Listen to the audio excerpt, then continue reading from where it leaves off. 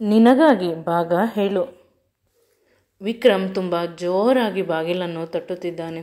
ಬಾಗಿಲು ಇನ್ನೇನು ಕಿತ್ತು ಹೋಗುತ್ತದೆ ಅನ್ನುವ ರೀತಿ. ಆದರೆ ನಾನು ಬಾಗಿಲು ತೆಗೆಯುವ ಪರಿಸ್ಥಿತಿ ಇಲ್ಲ. ನಾನು ತುಂಬ ಹೊತ್ತು ಆಯಿತು ಬಾತ್ರೂಮ್ಗೆ ಬಂದು. ಟವಲ್ ತರುವುದು ಮರೆತುಬಿಟ್ಟೆ. ಅಯ್ಯೋ, ಈಗ ಹೇಗೆ ನಾನು ಬಾಗಿಲು ತೆಗೆಯಲಿ? ಏನೂ ಅರ್ಥವಾಗುತ್ತಿಲ್ಲ. ಪರಿಸ್ಥಿತಿ ತುಂಬ ಕೆಟ್ಟಿದೆ. ನನ್ನ ಎದೆ ಬಡಿತ ಜಾಸ್ತಿ ಆಗುತ್ತಿದೆ. ನನ್ನ ಎರಡೂ ಕೈಗಳಿಂದ ಎದೆಗಳನ್ನು ಮುಚ್ಚಿಕೊಂಡೆ. ಬಾಗಿಲು ಇನ್ನೂ ಸ್ವಲ್ಪ ಇದೆ, ಮುರಿದು ಹೋಗುತ್ತದೆ. ಬಾಗಿಲು ಮುರಿದು ವಿಕ್ರಮ್ ಒಳಗೆ ಬಂದ. ವಿಕ್ರಮ್ ದಮಯಂತಿಯನ್ನು ನೋಡಿ ಕಳೆದು ಹೋದ. ಅವಳನ್ನೇ ನೋಡುತ್ತಿರಬೇಕು ಅಂತ ಅನಿಸಿತು. ಮೊದಲ ಬಾರಿ ಅವನು ಅವಳಿಗಾಗಿ ಸೋತಿದ್ದು. ಅವಳ ಉದ್ದನೆಯ ಒದ್ದೆ ಕೂದಲು, ಅದರಿಂದ ನೀರು ನಿರಂತರವಾಗಿ ಕೆಳಗೆ ಬೀಳುತ್ತಿತ್ತು. ಅವಳ ಮುಖದ ಮೇಲೆ ಅಲ್ಪ ಸ್ವಲ್ಪ ಕೂದಲು ತೇವವಾಗಿತ್ತು. ಸ್ನಾನ ಮಾಡಿದ್ದರಿಂದ ಅವಳ ಮುಖ ಸಂಪೂರ್ಣವಾಗಿ ಕೆಂಪಗೆ ಆಗಿದ್ದು ತುಟಿಗಳು ಅದರುತ್ತಿತ್ತು. ಹಣೆಯ ಮೇಲೆ ನೀರಿನ ಹನಿಗಳು ಇತ್ತು. ಒಂದು ರೀತಿ ನೀರಿನಲ್ಲಿ ಇರುವ ರಾಣಿಯ ರೀತಿ ಕಾಣುತ್ತಿದ್ದಳು. ಅವಳನ್ನು ದ್ವೇಷ ಮಾಡಲು ಅವನ ಕೈಯಲ್ಲಿ ಸಾಧ್ಯವಾಗುತ್ತಿಲ್ಲ. ಪ್ರೀತಿಸಬೇಕು, ಕಚ್ಚಿ ತಿನ್ನಬೇಕು ಅವಳನ್ನು ಅಂತ ಅನ್ನಿಸುತ್ತದೆ. ಅವಳ ಹತ್ತಿರ ಬಂದ. ತೀರಾ ಹತ್ತಿರ. ಅವಳು ಅಲ್ಲೇ ಇದ್ದ ಅವನ ಶರ್ಟನ್ನು ಹಾಕಿಕೊಂಡಿದ್ದಳು. ತನ್ನ ಮಾನ ಮುಚ್ಚಿಕೊಳ್ಳಲು ಹಾಕಿಕೊಂಡಿದ್ದಳು. ನಿಧಾನವಾಗಿ ವಿಕ್ರಮ್ ಅದನ್ನು ಗುರುತಿಸಿ ಅವಳ ಹತ್ತಿರ ಬಂದ. ಅವನ ಸೆಳೆತ ಜೋರಾಗಿತ್ತು. ಅವಳಂತೂ ಇನ್ನೂ ಸತ್ತು ಹೋಗುತ್ತಿದ್ದಳು ಅವನೇನಾದರೂ ನೋವು ಮಾಡಿದ್ದರೆ. ಆ ರೀತಿಯಲ್ಲಿ ಈಗಾಗಲೇ ಮಾನಸಿಕವಾಗಿ ಕುಗ್ಗಿ ಹೋಗಿದ್ದಾಳೆ. ದಮಯಂತಿಗೆ ಈಗ ಯಾರೂ ಇಲ್ಲ ತನ್ನವರು ಅಂತ. ಅವಳು ಅವನ ಕಾಲನ್ನು ಹಿಡಿದುಕೊಂಡಳು. ನನ್ನನ್ನು ಕ್ಷಮಿಸಿ, ನಾನು ಬಟ್ಟೆಯನ್ನು ತಂದಿರಲಿಲ್ಲ. ಇನ್ನು ನೀವು ಬಾಗಿಲು ತಟ್ಟುತ್ತಿದ್ದೀರಿ, ಅದಕ್ಕಾಗಿ ತಪ್ಪು ಮಾಡಿಬಿಟ್ಟೆ. ನಾನು ಸಂಪೂರ್ಣವಾಗಿ ಬಟ್ಟೆ ಹಾಕಿರಲಿಲ್ಲ. ನೀವು ಬಂದು ಬಿಡುತ್ತೀರಾ ಅನ್ನುವ ಭಯದಿಂದ. ವಿಕ್ರಮ್ ಗಮನಿಸಿದ. ಅವನದು ವೈಟ್ ಕಲರ್ ಶರ್ಟ್ ಆಗಿತ್ತು. ಅದು ತುಂಬ ಟ್ರಾನ್ಸ್ಪರೆಂಟ್ ಆಗಿತ್ತು. ಈಗಲೂ ಕೂಡ ಸಂಪೂರ್ಣವಾಗಿ ಅವಳ ದೇಹ ಕವರ್ ಆಗಿಲ್ಲ. ಅಲ್ಪ ಸ್ವಲ್ಪ ಕಾಣಿಸುವ ರೀತಿ ಇತ್ತು. ತುಂಬ ಟ್ರಾನ್ಸ್ಪರೆಂಟ್ ಆಗಿದ್ದರಿಂದ ಅವಳಿಗೆ ಹೇಳಿದರೆ ಪುನಃ ಕಾಲು ಹಿಡಿದುಕೊಳ್ಳುತ್ತಾಳೆ ಅಂತ ತಿಳಿದು ಅವನು ಅಲ್ಲಿಂದ ಹೊರಟು ಹೋದ. ಅವಳಿಗೆ ಈಗಲೂ ಕೂಡ ನಂಬಲು ಸಾಧ್ಯವಾಗುತ್ತಿಲ್ಲ. ಅವನು ಏನೂ ಹೇಳದೆ ಹೊರಟು ಹೋಗಿದ್ದನ್ನು ನೋಡಿ, ರಾತ್ರಿಯೆಲ್ಲ ಅಷ್ಟು ಕಷ್ಟ ಕೊಟ್ಟಿದ್ದನ್ನು ನೋಡಿ ಒಂದೇ ಒಂದು ಕ್ಷಣವೂ ಕೂಡ ಅವನು ನನ್ನನ್ನು ನೆಮ್ಮದಿಯಾಗಿ ಉಸಿರು ಆಡಲು ಬಿಡುವುದಿಲ್ಲ ಅಂತ ಅಂದುಕೊಂಡಿದ್ದಳು. ಅವನು ಹೋದ ತಕ್ಷಣ ಅವಳು ಸುಮ್ಮನಾದಳು. ತಾನು ತಂದಿದ್ದ ಬಟ್ಟೆಗಳಲ್ಲಿ ಸ್ವಲ್ಪ ಚೆನ್ನಾಗಿ ಇರುವುದನ್ನು ಹಾಕಿಕೊಂಡಳು. ಏಕೆಂದರೆ ಅವಳ ಬಳಿ ತುಂಬ ಚೆನ್ನಾಗಿರುವ ಗ್ರ್ಯಾಂಡ್ ಆಗಿರುವ ಬಟ್ಟೆಗಳು ಇರಲಿಲ್ಲ. ಅದೆಲ್ಲವನ್ನು ಅಕ್ಕ ಇಟ್ಟುಕೊಳ್ಳುತ್ತಿದ್ದಳು. ಅವಳು ಓಡಿ ಹೋದಾಗ ಅವಳು ತೆಗೆದುಕೊಂಡಿದ್ದ ಬಟ್ಟೆಗಳನ್ನು, ಒಡವೆಗಳನ್ನು ಎಲ್ಲವನ್ನು ಕೂಡ ತೆಗೆದುಕೊಂಡು ಹೋಗಿದ್ದಾಳೆ. ಇಟ್ಟಿದ್ದರೆ ನಾನು ಉಪಯೋಗಿಸಬಹುದಿತ್ತು ಈ ಮನೆಯಲ್ಲಿ ಅಂತ ಅಂದುಕೊಂಡೆ. ಸೀರೆಗಳು ನನ್ನ ಬಳಿ ಇರಲಿಲ್ಲ. ಚೂಡಿದಾರಗಳು ಅಷ್ಟೇ ಇದ್ದಿದ್ದು. ಅದರಲ್ಲೇ ಸ್ವಲ್ಪ ಚೆನ್ನಾಗಿ ಇರುವುದನ್ನು ಹಾಕಿಕೊಂಡು ಮೇಕಪ್ ಮಾಡಿಕೊಂಡೆ. ಚೆನ್ನಾಗಿ ಕಾಣುತ್ತಿದ್ದೇನೆ. ಹಾಗೆ ಹೊರಗೆ ಹೋದೆ. ನನಗೆ ಸ್ವಲ್ಪ ಮೇಕಪ್ ಮಾಡಿದರೂ ಸಾಕು, ತುಂಬ ಸುಂದರವಾಗಿ ಕಾಣುತ್ತೇನೆ. ಈಗ ಹರಳಿರುವ ಮೊಗ್ಗಿನ ರೀತಿ. ನನ್ನ ಸೌಂದರ್ಯ ಯಾರಿಗೂ ಇಷ್ಟವಿಲ್ಲವೇನೋ. ಚಿಕ್ಕಮ್ಮ ನೋಡಿದರೆ ಬೈಯುತ್ತಿದ್ದಳು. ಅವಳ ಮನೆಯವರು ನನ್ನನ್ನು ದ್ವೇಷ ಮಾಡುತ್ತಿದ್ದರು. ಅಕ್ಕನೂ ಕೂಡ.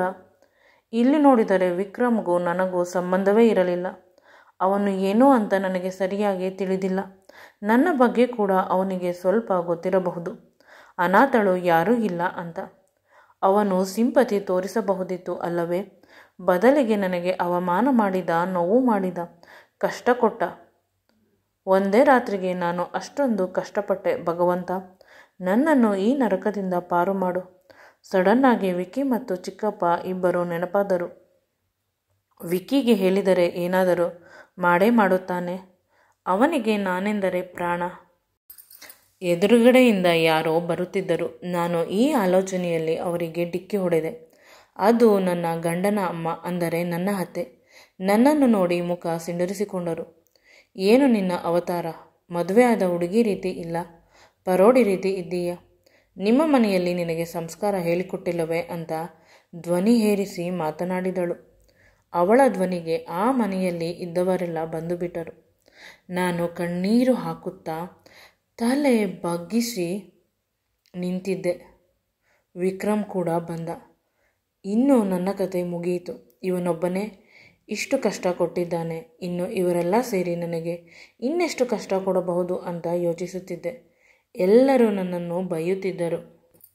ಅವರಮ್ಮ ವಿಕ್ರಮ್ನನ್ನು ತರಾಟೆಗೆ ತೆಗೆದುಕೊಂಡು, ನಾನು ನಿನಗೆ ರೇಷ್ಮೆ ಸೀರೆಯನ್ನು ಕೊಟ್ಟಿದ್ದೆ ಅಲ್ಲವೇ, ಇವಳಿಗೆ ಕೊಡು ಅಂತ ಕೇಳಿದರು. ಅಯ್ಯೋ, ನಾನು ಮರೆತುಬಿಟ್ಟೆ, ಅದು ರೂಮಿನಲ್ಲಿ ಇದೆ, ಬಾ ಈಗ ಕೊಡುತ್ತೇನೆ ಅಂತ ನನ್ನ ಕೈಯನ್ನು ಹಿಡಿದುಕೊಂಡು ಧರಧರನೆ ರೂಮಿನ ಒಳಗಡೆ ಕರೆದುಕೊಂಡು ಬಂದ. ರೂಮಿನ ಬಾಗಿಲನ್ನು ಗಟ್ಟಿಯಾಗಿ ಹಾಕಿ ನನ್ನ ಕಡೆ ವಿಚಿತ್ರವಾಗಿ ನೋಡಿದ. ಹೊರಗೆ ಹೋಗುವುದಕ್ಕಿಂತ ಮುಂಚೆ 10 ಸಲ ನಿನ್ನನ್ನು ನೀನು ನೋಡಬೇಕು. ನನ್ನ ಅಮ್ಮನನ್ನು ನೋಡಿದ್ದೀಯಾ ಅಲ್ಲವೇ, ಅವಳು ಎಷ್ಟು ಸುಂದರವಾಗಿದ್ದಾಳೆ, ಎಷ್ಟು ಚೆನ್ನಾಗಿರುವ ಸೀರೆ ಉಡುತ್ತಾಳೆ. ನೀನು ಅದೇ ರೀತಿ ಇರಬೇಕು. ನಿನಗೆ ಇಷ್ಟ ಇದ್ದರೂ ಇಲ್ಲದೇ ಇದ್ದರೂ ನೀನು ಈ ಮನೆಯ ಸೊಸೆ. ನಮ್ಮಿಬ್ಬರ ಮಧ್ಯೆ ಇರುವ ಸಮಸ್ಯೆ ಅದು ನಮ್ಮಿಬ್ಬರದೇ. ಹೊರಗಿನ ಪ್ರಪಂಚಕ್ಕೆ ಗೊತ್ತಾದರೆ ನೀನೇ ಈ ಪ್ರಪಂಚದಲ್ಲಿ ಇರಬಾರದು. ಆ ರೀತಿ ಮಾಡಿಬಿಡುತ್ತೇನೆ. ಎಚ್ಚರ, ಯಾರ ಜೊತೆಯೂ ಜಾಸ್ತಿ ಮಾತನಾಡಬಾರದು. ಯಾರು ಏನೇ ಬೈದರೂ ಬಯಸಿಕೊಳ್ಳಬೇಕು. ಯಾರು ಏನೇ ಕೆಲಸ ಹೇಳಿದರೂ ಮಾಡಬೇಕು. ಅಷ್ಟು ಮಾತ್ರ ಈ ಮನೆಯಲ್ಲಿ ನಿನ್ನ ಅಸ್ತಿತ್ವ. ಆ ಸೀರೆಯನ್ನು ನೋಡಿ ಭಯವಾಯಿತು. ಅದು ತುಂಬ ದೊಡ್ಡ ಸೀರೆ ಆಗಿತ್ತು. ಜಾಸ್ತಿ ಬೆಲೆ ಇರಬೇಕು ಅಂತ ಅನಿಸುತ್ತದೆ. ನನಗೆ ಅದನ್ನು ಉಡಲು ಸರಿಯಾಗಿ ಬರುವುದಿಲ್ಲ. ಮುಖವನ್ನು ಸಿಂಡರಿಸಿಕೊಂಡು ಅವನನ್ನು ನೋಡಿದೆ. ಆಗ ಅವನು, ಯೂಟ್ಯೂಬನ್ನು ನೋಡಿಕೊಂಡು ಸೀರೆ ಹುಟ್ಟಿಕೋ.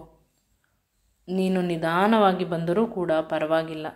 ಇಲ್ಲಿ ನಿನ್ನನ್ನು ಯಾರೂ ಕೇಳುವುದಿಲ್ಲ ಅಂದ. ಕಠೋರವಾಗಿ ಮಾತನಾಡಿ ಹೊರಗೆ ಹೋಯಿತು. ನನಗೆ ದುಃಖವಾಯಿತು ಅವನ ಮಾತಿನಿಂದ. ಯಾವಾಗಲೂ ನನಗಾಗಿ ಯಾರೂ ಕಾಯುವುದಿಲ್ಲ. ಅದು ಹೊಸ ವಿಷಯವೇನೋ ಅಲ್ಲ. ಪುನಃ ಅದನ್ನು ನೆನಪು ಮಾಡಿದ. ಈಗ ಅದನ್ನೆಲ್ಲ ಯೋಚಿಸುವ ಸಮಯ ಇಲ್ಲದೆ ಸೀರೆಯನ್ನು ಉಡಲು ಪ್ರಾರಂಭಿಸಿದೆ. ಸೀರೆಯನ್ನು ಸರಿಯಾಗಿ ಉಡುತ್ತೇನೆ ಅಂತ ಅಂದುಕೊಳ್ಳುತ್ತೇನೆ, ಆದರೆ ಪುನಃ ಪುನಃ ತಪ್ಪಾಗುತ್ತಿದೆ. ಅರ್ಧ ಗಂಟೆಯಿಂದ ಪ್ರಯತ್ನ ಮಾಡುತ್ತಲೇ ಇದ್ದೇನೆ. ಸಡನ್ನಾಗಿ ಕೆಲಸದವಳು ಬಾಗಿಲಿನ ಕದವನ್ನು ತಟ್ಟಿದಳು. ಮೇಡಮ್, ಒಳಗೆ ಬರಬಹುದಾ ಅಂತ. ನಾನು ಅವಳನ್ನು ಒಳಗೆ ಕರೆದು ಸೀರೆಯನ್ನು ಉಡಿಸಿಕೊಡುವಂತೆ ಕೇಳಿದೆ. ಅವಳು ನಿಧಾನವಾಗಿ ತುಂಬ ಚೆನ್ನಾಗಿ ಉಡಿಸಿಕೊಟ್ಟಳು. ವಿಕ್ರಮ್ ಸರ್ ತುಂಬ ಅದೃಷ್ಟವಂತರು. ನಿಮ್ಮಂಥ ಹುಡುಗಿ ಸಿಕ್ಕಿರುವುದು ಕೂಡ. ಇಷ್ಟೊಂದು ಸುಂದರವಾಗಿ ಇರುವುದಿಲ್ಲ. ಅಪ್ಸರೆ ಕೂಡ. ಮೇಡಮ್, ನಮ್ಮ ಸರ್ ನಿಮ್ಮ ಹಿಂದೆ ಹಿಂದೆ ಓಡಾಡುತ್ತಾರೆ. ಇನ್ನು ಸ್ವಲ್ಪ ದಿನದಲ್ಲಿ ಬೇಕಾದರೆ ನೋಡಿ ಅಂತ ನನ್ನನ್ನು ಹೊರಗೆ ಕರೆದುಕೊಂಡು ಬಂದಳು. ದೇವರ ಮನೆಗೆ ಕರೆದುಕೊಂಡು ಹೋಗಿ ಅಲ್ಲಿ ದೀಪ ಹಚ್ಚುವಂತೆ ಹೇಳಿದರು. ಅದೇ ರೀತಿ ಮಾಡಿದೆ. ನಂತರ ಡೈನಿಂಗ್ ಹಾಲ್ ಕಡೆ ಕರೆದುಕೊಂಡು ಬಂದರು. ಅಲ್ಲಿ ಇದ್ದವರೆಲ್ಲ ನನ್ನನ್ನೇ ನೋಡುತ್ತಿದ್ದರು. ಬಿಟ್ಟ ಕಣ್ಣು ಬಿಟ್ಟಂತೆ. ಹುಡುಗಿ ಚೇಂಜ್ ಆಗಿದ್ದರಿಂದ ಅವರಿಗೇನಾದರೂ ಸಮಸ್ಯೆ ಆಯಿತಾ ಅನ್ನಿಸುವಷ್ಟು ನಿಧಾನವಾಗಿ ಅರ್ಥವಾಯಿತು. ನಾನು ಅಷ್ಟೊಂದು ಚಂದ ಕಾಣುತ್ತಿರಬೇಕು. Centre of the attraction. Vikram ಅಲ್ಲಿ ಇರಲಿಲ್ಲ. ವಿಕ್ರಮ್ ಅಮ್ಮ ಇದ್ದರು. ಅವರು ಹೇಳಿದರು, ನಿನಗೆ ಬರುವ ಯಾವುದಾದರೂ ಸ್ವೀಟನ್ನು ಮಾಡಿ ದೇವರಿಗೆ ನೈವೇದ್ಯ ಮಾಡಿ ಎಲ್ಲರಿಗೂ ಸ್ವಲ್ಪ ಸ್ವಲ್ಪ ಬಡಿಸು ಅಂತ ಹೇಳಿದರು. ಅದೇ ರೀತಿ ಮಾಡಿದೆ. ನನಗೆ ಮೈಸೂರು ಪಾಕ್ ಮಾತ್ರ ಚೆನ್ನಾಗಿ ಮಾಡಲು ಬರುವುದು. ಅದನ್ನೇ ಮಾಡಿ ದೇವರಿಗೆ ಎಡೆ ಇಟ್ಟು ಉಳಿದವರಿಗೆ ಬಡಿಸಲು ಹೋದರೆ ಯಾರೂ ಕೂಡ ನಾವು ಸ್ವೀಟನ್ನು ತಿನ್ನುವುದಿಲ್ಲ ಅಂತ ಹೇಳಿದರು. ಮನಸ್ಸಿಗೆ ತುಂಬ ದುಃಖವಾಯಿತು. ನಾನು ಇಷ್ಟೊಂದು ಪ್ರೀತಿಯನ್ನು ಮಾಡಿದೆ. ನಂತರ ಕೆಲಸದವರ ಬಳಿಗೆ, ನಿಮ್ಮ ಹತ್ತಿರ ಫೋನ್ ಇದ್ದರೆ ಕೊಡಿ, ನನ್ನ ಫೋನ್ ನಿನ್ನೆ ಅರ್ಜೆಂಟಲ್ಲಿ ತರುವುದನ್ನು ಮರೆತು ಬಿಟ್ಟಿದ್ದೇನೆ, ಒಂದೇ ಒಂದು ಕಾಲ್ ಮಾಡಿ ಕೊಡುತ್ತೇನೆ ಅಂತ ಕೇಳಿದೆ. ಅವರು ಫೋನನ್ನು ನನಗೆ ಕೊಟ್ಟರು. ಅವರ ಕಿಚನ್ ಹೊರಗಡೆ ಹೋಗಿ ಫೋನ್ನಲ್ಲಿ ನಾನು ಮಾತನಾಡುತ್ತಿದ್ದೆ. ಅಷ್ಟರಲ್ಲಿ ಹಿಂದೆಯಿಂದ ಬಂದು ನನ್ನನ್ನು ಯಾರೋ ತಬ್ಬಿಕೊಂಡರು. ಅವರ ಸ್ಪರ್ಶದ ಅರಿವು ನನಗಿದೆ. ಅವರ ಬಿಸಿ ಉಸಿರು ನನಗೆ ತಾಗುತ್ತಿದೆ. ನಾನು ಫೋನನ್ನು ಬಚ್ಚಿ ಹಿಡಿದುಕೊಂಡೆ.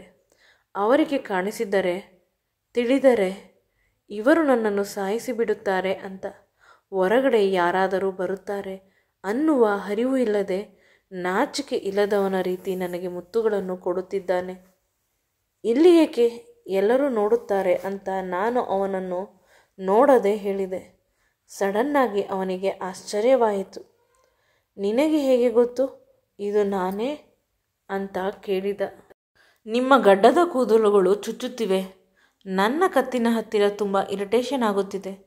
ನಿಮ್ಮ ಸ್ಪರ್ಶದ ಅರಿವು ನನಗಿದೆ. ರಾತ್ರಿಯಿಂದ ನಿರಂತರವಾಗಿ ನೋವು ಕೊಡುತ್ತಾ ಇದ್ದೀರಾ ಅಲ್ಲವೇ ಅಂತ ಹೇಳಿದಾಗ ಅವನು ಜೋರಾಗಿ ವಿಚಿತ್ರವಾಗಿ ನಕ್ಕನು.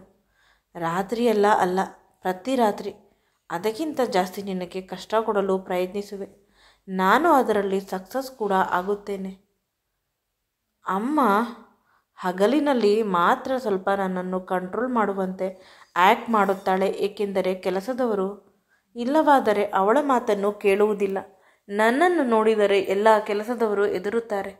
ವಿಕ್ರಮ್ ಸರನ್ನು ಎದುರಿಸುವ ಅಮ್ಮ ಅಂತ ಅವಳಿಗೆ ಮರ್ಯಾದೆ ಕೊಡಲಿ ಅನ್ನುವ ವಿಷಯಕ್ಕೆ ನಾನು ಜನಗಳ ಎದುರಿಗೆ ಅವಳ ಬಗ್ಗೆ ಏನೂ ಮಾತನಾಡುವುದಿಲ್ಲ. ಸೈಲೆಂಟಾಗಿ ಇರುತ್ತೇನೆ. ಅವಳು ಏನು ಹೇಳಿದರೆ ಅದನ್ನು ಕೇಳುತ್ತೇನೆ. ಅದು ಕೇವಲ ಅಮ್ಮನ ವಿಷಯದಲ್ಲಿ ಮಾತ್ರ. ನನ್ನ ಕಣ್ಣಿನಲ್ಲಿ ಕಣ್ಣೀರು ಬರುತ್ತಿತ್ತು. ಪ್ಲೀಸ್, ನಾನು ಹೊರಟು ಹೋಗುತ್ತೇನೆ. ನನಗೆ ನಿಮ್ಮ 1 ರೂಪಾಯಿ ಕೂಡ ಬೇಡ. ಮನೆಗೆ ಹೋದ ಮೇಲೆ ಈ ಸೀರೆಯನ್ನು ಕೂಡ ಕಳಿಸಿಬಿಡುತ್ತೇನೆ. ನನ್ನನ್ನು ಪ್ಲೀಸ್ ನಮ್ಮ ಮನೆಗೆ ಕಳುಹಿಸಿಬಿಡಿ. ನಿಮಗೂ ನಮಗೂ ಹೊಂದಾಣಿಕೆ ಆಗುವುದಿಲ್ಲ. ನೀವು ಶ್ರೀಮಂತರು, ಕ್ಲಾಸ್ ಸೊಸೈಟಿ ಜನ, ನಾವು ಮಿಡ್ಲ್ ಕ್ಲಾಸ್ ಜನ ಅಂತ ಅವಳು ಹೇಳುತ್ತಿದ್ದಾಳೆ. ಪ್ಲೀಸ್, ಡೈವರ್ಸ್ ಕೊಡಬೇಡ. ಕೋರ್ಟಿನಲ್ಲಿ ಓಡಾಡುವುದು ಬೇಡ. ನಾನು ಎಂದೂ ಕೂಡ ನಿಮ್ಮ ಕಣ್ಣಿಗೆ ಕಾಣಿಸುವುದಿಲ್ಲ.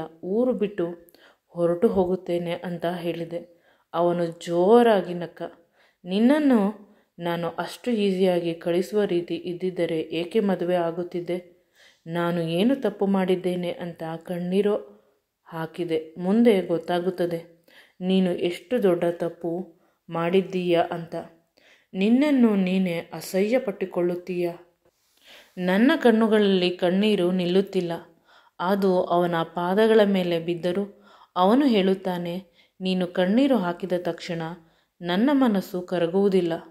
ನೀನು ಮಾಡಿದ ತಪ್ಪಿಗೆ ಶಿಕ್ಷೆ ಅನುಭವಿಸಿ ತೀರುತ್ತೀಯ. ನಿನ್ನ ಅಕ್ಕ ಅವಳನ್ನು ಕೂಡ ಸುಮ್ಮನೆ ಬಿಡುವುದಿಲ್ಲ. ನನ್ನ ಹುಡುಗರಿಗೆ ಹೇಳಿ ಹುಡುಕಿಸುತ್ತಿದ್ದೇನೆ.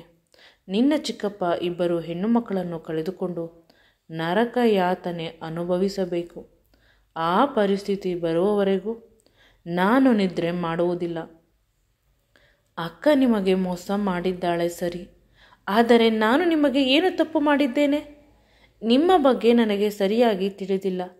ಅಕ್ಕ ಹೇಳಿದ ಮಾತುಗಳು ಮಾತ್ರ ನೆನಪಿನಲ್ಲಿ ಇರುವುದು ಅಂತ ಅಂದಾಗ ಅವನು ತುಂಬ ಕೋಪದ ಕಣ್ಣುಗಳಿಂದ ನನ್ನ ಕಡೆ ನೋಡಿ ನನ್ನ ಕತ್ತನ್ನು ಗಟ್ಟಿಯಾಗಿ ಹಿಡಿದುಕೊಂಡ.